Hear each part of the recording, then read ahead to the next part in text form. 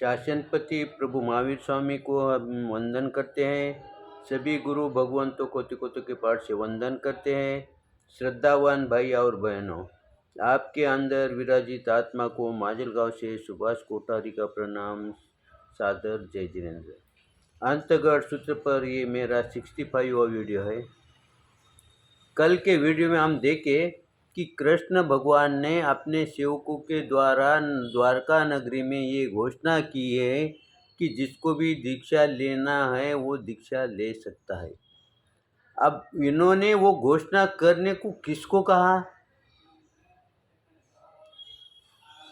उन्होंने सेवकों से कहा, लेकिन सेवक कौन से? सेवक भी दो प्रकार के हैं। वैसे ही हमारे घर में काम करने वाले दो प्रकार के व्यक्ति हैं। तो दूसरा व्यक्ति कौन सा है? यहाँ पर शब्द आया कौटुंबिक पुरुषों। कौटुंबिक यानी वो सेवक तो हैं, लेकिन वो मेरे कुटुंब का ही व्यक्ति है, ऐसा हमारे साथ उसका व्यवहार रहता है और हम भी उसको पराया नहीं समझते। फिर हम ये ऐसे व्यक्ति, ऐसे सेवक हमारे पास नहीं है क्या?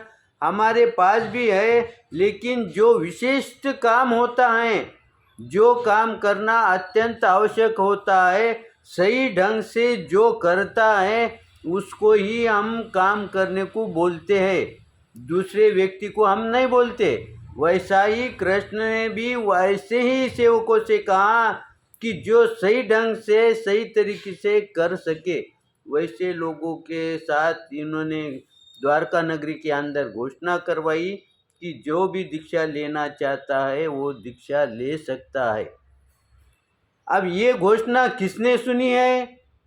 सभी ने सुनी, साथ में ही अपने परिवार के, अपने घर के सदस्य के लोगों ने भी सुनी।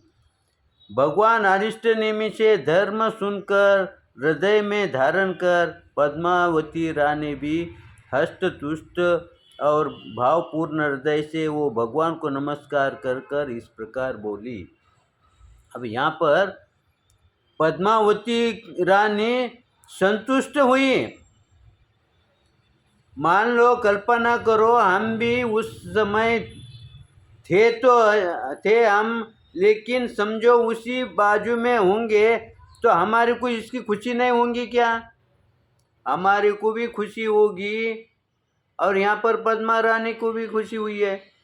फिर उनकी खुशी में और हमारे खुशी में क्या फर्क है? इनकी पद्मावती रानी अकेली कृष्ण की रानी थी क्या? दूसरी रानियां नहीं थी क्या? फिर उनको खुशी हुई नहीं क्या? लेकिन जिसको अपने अंतःकरण में महसूस होता है कि ये काम मुझे करना है, ये काम करने की इच्छा है, लेकिन वो समय नहीं आता, वो सहयोग नहीं मिलता, उस समय वो चिंता, उसकी वो तमन्ना मन के अंदर दबी हुई रहती है। जब उसको पोषक वातावरण मिलता है और इसकी करने की भावना होती है, उस समय उन्हें खुशी होती है। वैसा ही पद्मावती रानी को दिल से, अंतःकरण से इच्छा थी कि मैं प्रभु के सानिध्य में दीक्षा लूं, लेकिन वो वातावरण नहीं मिल रहा था। लेकिन अब उनको ये वातावरण मिल गया, क्योंकि अब उनको कृष्ण को पूछने की जरूरत ही नहीं है। क्या पूछने की जरूरत नहीं, मैं दीक्षा लूं या नहीं लूं? लेकिन यहाँ स्वयं ही कृष्ण की तरफ से आया कि जिसको दीक्षा लेना है वो लो। तब पद्मावती को विशेष रूप से खुशी हुई। पद्मावती रानी को ही नहीं, लेकिन जिन जिन भाई बहनों को अपने अंतःकरण से दीक्षा लेने के भाव थे, लेकिन प्रकट कर नहीं पाते थे, उन सभी लोगों को अत्यंत खुशी हुई। और वो भगवान की वाणी सुनकर, उनका उपदेश सुनकर वो क्या कहती है कि तुम्हारा उपदेश यथार्थ है, तत्व यथार्थ है, तत्व से भरा पूर्ण है, ऐसा। और वह कहती है कि मेरी भी निग्रंथ प्रवचन पर श्रद्धा है, ऐसे। और मैं कृष्ण से पूछकर आपके पास दीक्षा लेना चाहती हूँ, ऐसा वो किसे कहती है? गुरु भगवंत यानी अरिष्ट नेमी से कहती है। देखो उसकी आंतरिक इच्छा है, लेकिन फिर भी वो 100% मैं दीक्षा लूँगी भी ऐसा नहीं कहती है। वो कहती है कि मेरी श्रद्धा है, मेरा विश्वास है, मेरी आंतरिक इच्छा है कि मैं आपके पास दीक्षा लूँ, लेकिन फिर भी मैं कृष्ण से पूछूंगी और उसके बाद मैं आपके पास दीक्षा लेना चाहती हूँ।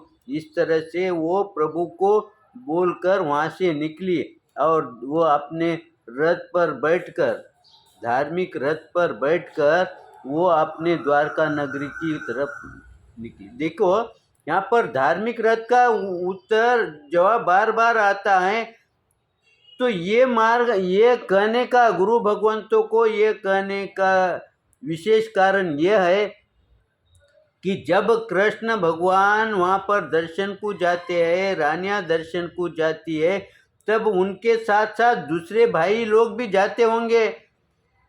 तो वहाँ पर धार्मिक रथ, इसका उद्देश्य इसलिए आता है कि कई प्रकार के रथ वहाँ उनके मौजूद है, लेकिन हम ये पद्मावती रानी को या कृष्ण भगवान हो, वो धार्मिक रथ का ही उपयोग करते हैं, क्योंकि उसके द्वारा संदेश जाता है। भले ही कोई रानी अगर धार्मिक रथ पर नहीं बैठकर नहीं गई होंगी उस दिन, तो समझना कि उस दिन उसकी दीक्षा लेने की भावना नहीं है। लोगों को बोलने की जरूरत न पड़े, वो लोगों के बात समझ में आए। इसलिए पद्मावती रानी भी धार्मिक रथ पर बैठकर द्वारका नगरी की तरफ लौटी और वो कहाँ गई? भवन के पास गई। लेकिन कौन से भवन के पास गई? उसके स्वयं के भवन के पास नहीं गई। क्यों नहीं गई? क्योंकि अब उस स्वयं के भवन से उसको उदासी आ गई, उसकी तृप्ति पूर्ण हो गई।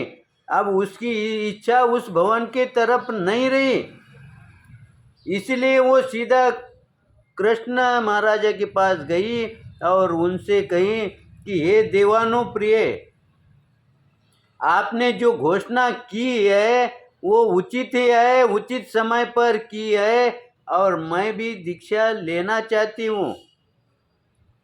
ये विनंती पूर्वक वो अपने पति से कहती है।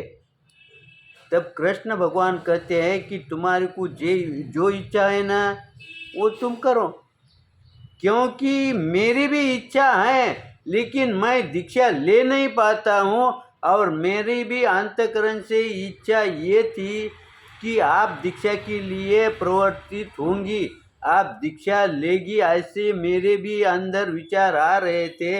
ये कृष्ण ने प्रकट नहीं कहे, लेकिन उसको खुशी क्यों हो गई? क्योंकि इच्छा, उसकी जो इच्छा थी वो प्रकट हो गई। उसे बोलना नहीं पड़ा पद्मावती रानी को कि आप दीक्षा लो। उन्होंने न बोलते हुए पद्मावती रानी ने अपनी इच्छा प्रकट की। तो यहाँ पर कृष्ण की भी इच्छा, कृष्ण का भी आनंद दुगना हो गया। देखिए, जो आत्मा अपने विचारों से, आपने जो भी विचार है उससे एक मत होता है, उस समय वो दोनों हृदय, दोनों आत्माएं खुशी प्रकट करते हैं और वो खुशी नेचुरल खुशी होती है, वो कृत्रिम खुशी नहीं होती है। आज भी हम दो आत्मा खुशी प्रकट करते हैं, लेकिन हमारी खुशी क्या रहती है? सिर्फ नकली खुशी रहती है। इसलिए हमारे कोई भी कार्य में आनंद नहीं आता है। हम आनंद दिखाएंगे, हम आनंद प्रकट करेंगे, लेकिन हमारा आनंद सही ढंग का आनंद नहीं होता है।